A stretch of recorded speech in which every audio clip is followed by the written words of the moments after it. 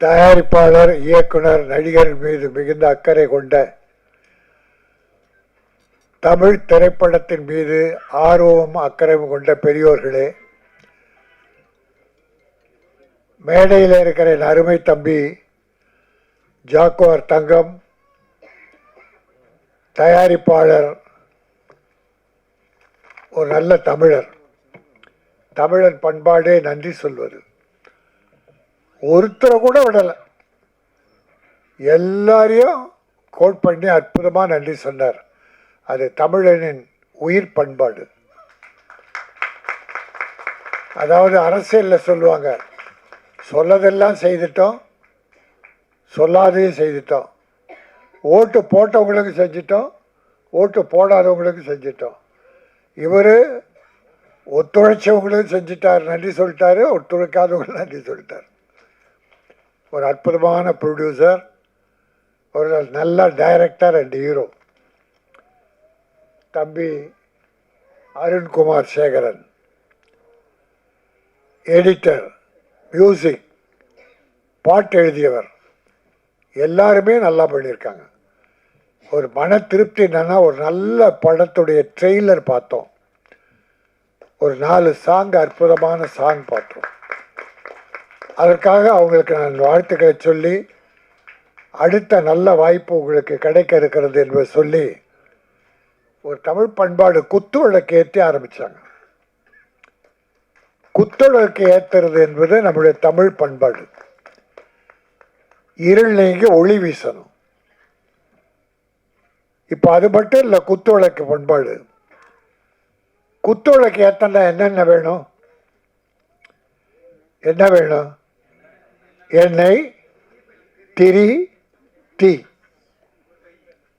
எண்ணெயை ஊற்றி திரியை வச்சு தீயை ஏற்றுறோம். அதை ஒரு 10 முறை சொல்லி பாருங்கள். எண்ணெய், திரி, தீ, எண்ணெய், திரி, தீ, எண்ணெய், திருத்தி. கடவுளே, நான் இருளில் இருக்கிறேன், உனக்கு ஒளியேற்றுகிறேன், நீ என்னை திருத்தி என்னையும் வாழவை, மக்களையும் வாழவை என்பதுதான் அது. மனிதனுக்குள்ள பொறாமை, பொச்சரிப்பு, பொல்லாங்கு, தீய வழக்கங்கள், அவன் அழிஞ்சு போகணும், இவன் கெட்டு போகணும் என்று நினைக்கிற அந்த இருள் நீங்கி என்னை திருத்தி பிறரை வாழ வைக்க நானும் வாழ இறைவா அருள் புரி என்பதுதான் அது. அதுபோல இந்த படம் ஒளி வீச, மக்கள் மனதில் இருளைக்கு ஒளி வீச குத்துவிளக்கு ஏற்றப்பட்டது. ஆக அந்த அருமை பண்பாட்டை நான் வாழ்த்துகிறேன். நல்லா இருந்தது சாங், 4 சாங் நல்லா இருந்தது, எடிட்டிங் நல்லா இருந்தது, பிக்சரைஸ் நல்லா இருந்தது. எல்லாரும் சொல்லிட்டாங்க படம் வெற்றி பெறணும், வாழ்த்தணும், உண்மையாக வாழ்த்தணும்னு. கவிதா என்னை கடைசியாக விட்டாங்க, அதுக்கு ஒரு நல்ல காரணம்னு சொன்னாங்க, ஏற்றுக்கிட்டேன். இந்த படம் வெற்றி பெறும், பெற்றால் அவர் அடுத்த படம் எடுப்பார். சினிமாவுக்கு லாபம், சினிமா தொழிலாளர்களுக்கு லாபம். பணம் வந்ததுன்னா திருப்பி எங்கள் ஆளுங்க என்ன பண்ணுவாங்க, அடுத்த படத்தில் தான் முதலீடு பண்ணுவாங்க. அதுபோல் ப்ரொடியூசருக்கு போட்ட பணம் வந்து அடுத்து அவர் படம் எடுத்து பல 100 குடும்பங்களை வாழ வைக்கணும், தொழிலாளர் குடும்பங்கள் என்பதை வாழ்த்தி, இந்த தமிழ் சினிமாவை பழி வாங்கிறதுக்குனே சில காரியம் நடக்குது. ஜனநாயகன் ஒரு படம், அது ஹீரோ, பெரிய ஹீரோ, அவர் சாதாரணமாக நடித்து ஹீரோவாக இருந்திருந்தால் இந்த குடும்பம் வந்திருக்காது. அவர் ஒரு அரசியல் கட்சி ஆரம்பித்து நான் தான் தமிழ்நாட்டின் முதல்வராக வருவேன் என்ன அடம் பிடிச்சார் பாருங்க, அதில் நிறுத்தணும். யாருமே எடுத்த உடனே நான் தான் முதலமைச்சர்னு சொல்ல வரலாறே கிடையாது. கட்சி ஆரம்பிக்கலாம், தப்பு கிடையாது. எலெக்ஷன் நின்று மக்கள்கிட்ட சொல்லி, மக்கள் பெருவாரியாக வாக்கு போட்டு, எம்எல்ஏக்கள் அதிகமாக மெஜாரிட்டி வந்து அவங்க முதலமைச்சர் தேர்ந்தெடுக்கணும். எடுத்த உடனே நான் முதலமைச்சர்னா 50-60 வருஷமாக கட்சி நடத்துகிறாங்களே அவங்கெல்லாம் என்ன ஆவாங்க? அதில் யாருக்கோ ஒரு காழ்ப்புணர்ச்சி வந்துருச்சு. கூப்பிட்டு பார்த்தாங்க, இல்லை நான் தனிதான்ட்டார். தனிதானே, ஜனநாயகத்தை பார்த்துக்கிறேன். அது இந்திய ஜனநாயகம். அதாவதுங்க, ஒரு படம் முழுசாக எடுத்து யார் ஹீரோ, எந்த கட்சியெல்லாம் நான் பேச வரல. தமிழ் சினிமா நிலை என்ன? ஒரு படம் எடுத்து முடிச்சாச்சு, அது 400 கோடியா 500 கோடியா தெரியாது. ஹீரோவுக்கு மட்டும் 250 கோடி, ஒரு 100 கோடியில் படம் 350 கோடி இருக்கும், அவ்வளோதான். ரைட். ஒரு முதலாளி ஒரு தயாரிப்பாளர் பண்ணான். இப்போ கஷ்டம் யாருக்கு? தயாரிப்பாளருக்கு. ஹீரோக்கள் படம் வரலன்னு வருத்தப்படலாம், ஆனால் பணம் வரலன்னு கஷ்டப்படுறாரா? பணம் வாங்கிட்டாரு, எப்போ கொடுத்துட்டாங்க, அதனால் அவருக்கு கஷ்டம் இல்லை. ஆனால் பணம் போட்ட முதலாளி, எங்கள் தயாரிப்பாளர் அவஸ்தைப்படுறார். இதில் என்ன நியாயம்னா நிச்சயம் நியாயமே இல்லை, பழிவாங்குதல் ஒண்டிதான்.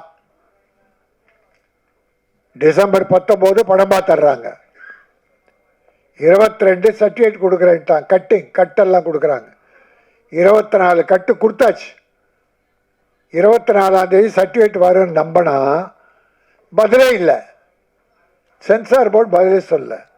இவங்க மெயில் அனுப்புகிறாங்க, சர்டிஃபிகேட் அவன் இல்லை. அப்போ கோர்ட்டுக்கு போகிறாங்க. கோர்ட்டில் போனவுடனே லாக். 1 மாதம் மேலே ஆகுது, படம் வரல. அப்போது இவ்வளோ ஒரு அரசியல் பழி வாங்குதல் என்பது, அவர் எங்கே போகிறார் என்ன? இப்போ பாருங்கள், நாளைக்கு அவர் சொல்லட்டும், நான் இந்த கட்சியோட அலைன்ஸ் போயிடுறேன் சொல்லட்டும், நாளில் அந்த சாயந்தரம் 1 ஹவரில் வீட்டுக்கு சர்டிஃபிகேட் போயிடும். அப்போ 100க்கு 100 இது அரசியல் விளையாடுது. அது தவறு. சினிமா உலகை பழிவாங்காதீர்கள். அவருக்கு குரல் கொடுத்தாங்களா? யாரும் கொடுக்கல. ஏன்னா மற்றவங்களுக்கு கஷ்டம் வரும்போது அவர் யாருக்கும் குரல் கொடுக்கல, அவர் யாருக்கும் கொடுத்ததில்லை. அதனால் இப்போ எல்லாரும் அவரை விட்டாங்க. அதனால் அவருடைய தைரியத்தில் அவர் தான் இனி வெற்றி பெறணும், தயாரிப்பாளர் காப்பாற்றணும். ஆகவே நான் எந்த அரசானாலும், இது மத்திய அரசு தான் காரணம், மாநில அரசு மேலே சொல்கிற அர்த்தமே இல்லை. முதலமைச்சரே ஒரு ட்வீட் போட்டிருக்கார், இந்த மாதிரி பழி வாங்கக்கூடாது என்று அவர் எதிர்ப்பு தெரிவிச்சிருக்கார். ஆகவே இது எந்த அரசானாலும் இந்த ஜனநாயகத்தை விரைவில் விஷயத்தை முடித்து, கோர்ட்டு மேட்டை முடித்து, அந்த படம் ரிலீஸ் ஆகி ப்ரொடியூசர் காப்பாற்றப்பட வேண்டும். அதான் என் நோக்கம், வேறு நோக்கம்லாம் இல்லை. அடுத்து அவர் படம் தயாரித்து ஆயிரக்கணக்கான தொழிலாளருக்கு வேலை கொடுக்கணும். அந்த நோக்கத்தோடு தான் நான் சொல்லுகிறேன், ஜனநாயகம் படம் விரைவில் வெளியாக வேண்டும். உங்கள் அரசியலுக்காக சினிமாவை பழிவாங்காதீர்கள் என்று பொதுவாக சொல்லி, இந்த ப்ராமிஸ், சத்தியம், உண்மை, மெய், சத்தியமாக சொல்லுகிறேன், இந்த படம் வெற்றி பெற வாய்ப்பு இருக்கிறது. உண்மையாக சொல்லுகிறேன், இந்த பணம் திரும்பி வர வாய்ப்பு இருக்கிறது. நான் தயாரிப்பாளரும் கலைஞர்களையும் வாழ்த்தி, இந்த படம் வெல்க என வாழ்த்து விடைபெறுகிறேன். நன்றி, வணக்கம். உங்கள் வாழ்த்திற்கு ரொம்ப நன்றி சார்.